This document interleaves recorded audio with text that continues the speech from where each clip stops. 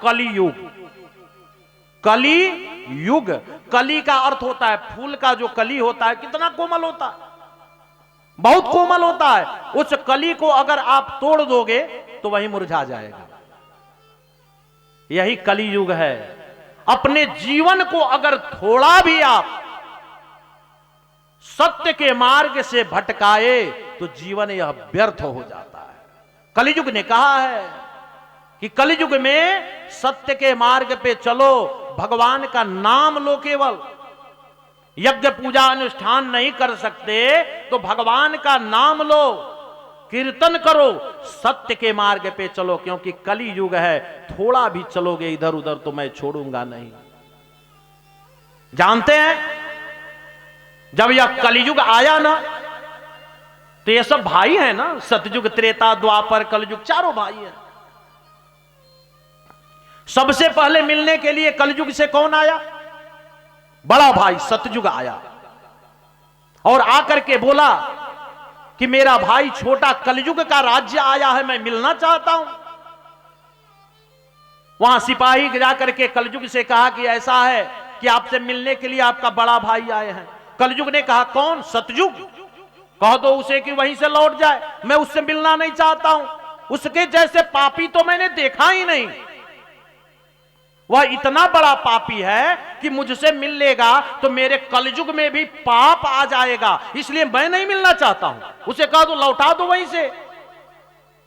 सिपाही जाकर के कहा कि महाराज आप बड़े भाई हो, सतयुग हो, लेकिन कलयुग आपसे मिलना नहीं चाहते, कहते हैं कि आप बहुत बड़े पापी हो।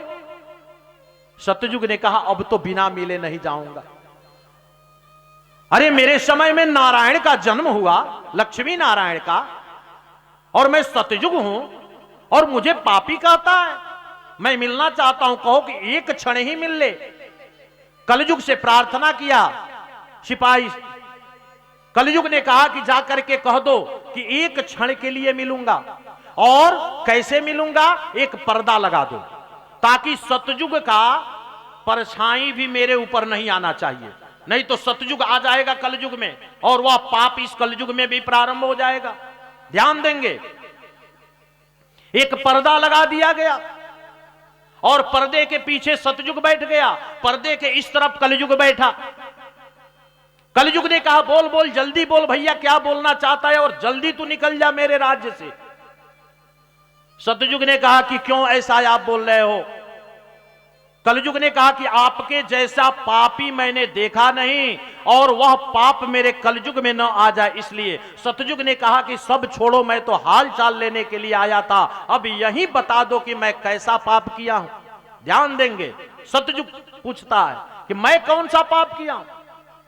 कलयुग ने कहा कि तुम अपने को सतयुग बनते हो और पूछते हो कौन सा पाप किया हूं। तुम्हारे सतयुग में राजा हरिश्चंद्र वह स्वप्न में देखा कि मैंने राज्य को दान कर दिया।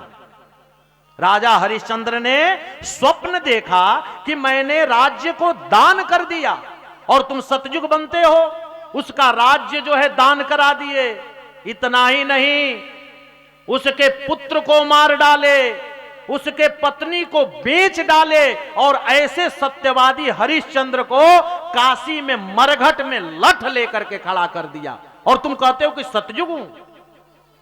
वह राजा हरिश्चंद्र कौन सा पाप किया था? उसने तो स्वप्न में देखा था कि मैंने राज्य को दान कर दिया। कलयुग ने कहा ध्यान देंगे, हमारे कलयुग में स्वप्न का दोष नहीं लगेगा। आप सबसे मैं बता दूं कि आप सब भी कुछ भी स्वप्न देखते हैं तो कभी किसी पंडित ज्योतिषी के पास न जाओ कि मैं स्वप्न देखा हूं, इसका क्या अर्थ होता है। कलयुग ने कहा है, भागवत का, कि कलयुग में स्वप्न का दोष नहीं लगेगा। कलयुग ने कहा सतयुग से कि आप जाओ यहां, नहीं तो हमारे कलयुग में भी ऐसा होने लगेगा सत्यवादी हरिश्चंद्र के जैसे। सतयुग हाथ जोड़ के चला गया। त्रेता आया। कलयुग ने कहा कि सतयुग से बड़ा पापी तो यह त्रेता है, इससे मैं कैसे मिलूं? त्रेता ने कहा भैया एक क्षण तो मुझे भी बता दे। कलयुग हमारा कितना सुंदर भी है, ध्यान देंगे, यह कलयुग कितना अच्छाई है। कलयुग का वह बता रहे हैं आपसे। कलयुग में केवल बुराई ही नहीं है, त्रेता ने कहा मुझे तो बता दे, मेरे समय में मर्यादा पुरुषोत्तम राम लखन चारों भाई आए और तुम मुझे पापी कहता है। कलयुग ने कहा कि तुम्हारे जैसा पापी तो मैंने देखा ही। यह कि दूसरे के कहने पे मां जननी जानकी सीता उस एक धोबी के कहने मात्र से तुम उसका अग्नि परीक्षण करा दिए। आपको मालूम नहीं था कि वह जननी है, इस संसार को जो है कल्याणकारी भगवती जगत जननी है सीता, और दूसरे के कहने पे जो है कि राम जैसे मर्यादा पुरुषोत्तम के साथ राम को अलग और सीता को अलग कर दिए और तुम त्रेता बनते हो। इतना ही नहीं, जंगल में उसे अपने पुत्र को पैदा करना पड़ा, लौ कुश को। ऋषि के आश्रम में पुत्र को पालना पड़ा, उसे अपने शरीर को स्वयं पालना पड़ा, और तुम त्रेता बनते हो। कलयुग ने कहा कि नहीं भाई, इस कलयुग में यह नहीं चलेगा।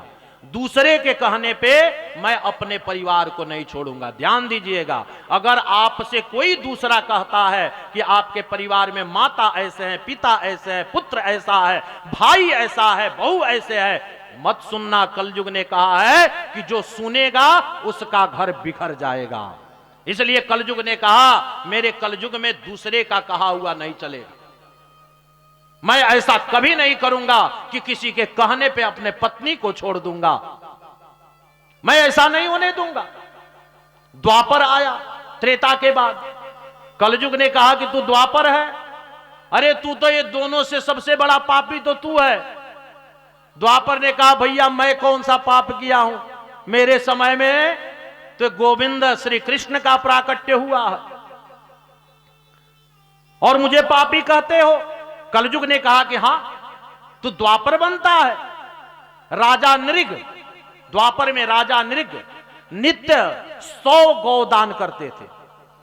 अगर दानियों के लिस्ट में नाम देखे तो राजा नृग का भी नाम आता है। ध्यान देंगे, कलयुग ने कहा कि राजा नृग नित्य 100 गैया दान करते थे, और एक दिन दान किया हुआ गैया उनके पास आ गई और उस गैया को दान कर दिए, इसलिए तुम उनको गिरगिट के योनि में जन्म दे दिया। अब आप यज्ञ कर रहे हैं, पूजा कर रहे हैं, आप कुछ पैसा आकर के भागवत भगवान को चढ़ा दिए। यह पैसा मैं गया और बाजार से जाकर के कुछ धूप दीप इत्यादि खरीद लिया। आप भी वहां गए खरीदने के लिए, अगर भाग्यवश वह पैसा आपके घर में चला गया तो आपको दोष लगता था द्वापर में।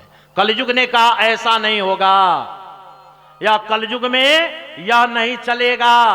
राजा नृग को तुमने गिरगिट का योनि दिया, लेकिन यहां कलयुग में ऐसा नहीं चलेगा।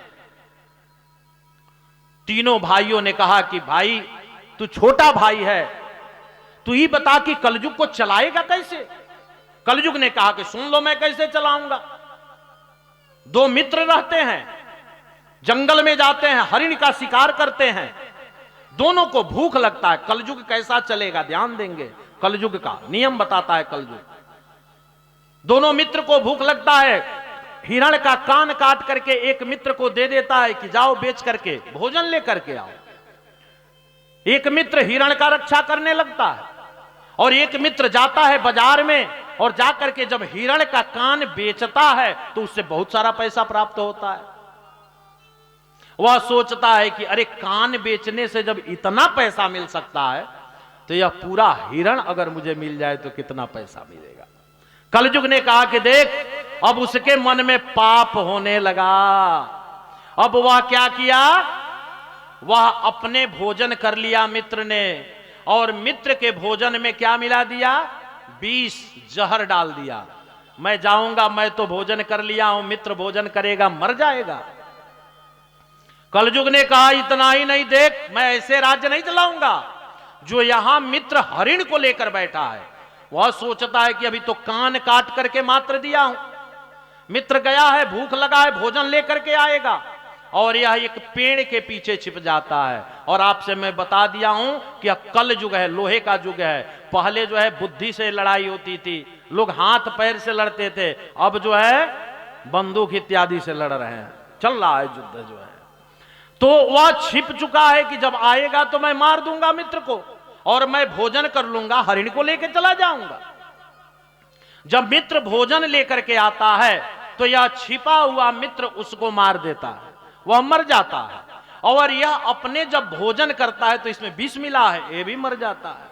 कलयुग ने कहा कि ध्यान देना, इस हाथ से पुण्य करोगे तो इस हाथ में तत्काल जो है उसका फल, अच्छा फल मिलेगा, और इस हाथ से अगर पाप करोगे तो सोचना नहीं कि 2 साल 4 साल बाद फल मिलेगा, नहीं, तत्काल फल मैं दूंगा।